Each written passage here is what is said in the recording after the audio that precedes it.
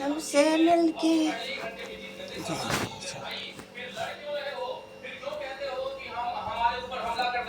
एला चार है ना। ये तो एफबीआई की रिपोर्ट हमने बताई।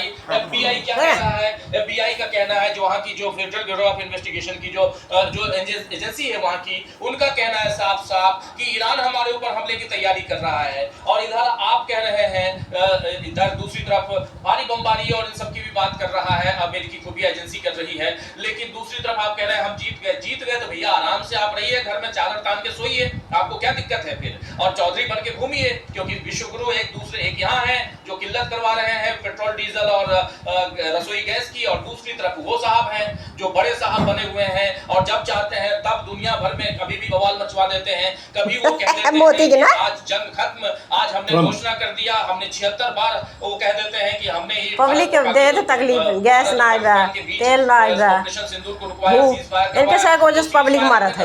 अच्छी बात है, ऐसा लड़ाई फान के भाईचारा है ना फने में, उसको सीजफायर कर दीजिए ना। जने मोती है सोती वो तो बार खाए की सोवत है, तो आप रोकने की कोशिश कीजिए। आपने मोती सोती 84 लोगों को एक स्कूल में मार डाला, उसमें से 168 बच्चियां थी और भी बिल्कुल अबोध बच्चियां, उनको आपने मार डाला, उस समय आपने नहीं सोचा था ऐसा। और इसके साथ साथ जब आप रिफाइनरी के ऊपर हमला करवाते हैं, चाहे गुजरात की रिफाइनरी की मैं बात कर रहा हूं, उसके ऊपर हमला करवा के दुनिया में जेल की किल्लत करवाते हैं, फिर आप बोलते हैं कि इंडिया जो है गुड़ की चाय है, मलाई की चाय है, अच्छी चाय है, पी लीजिए आप लोग।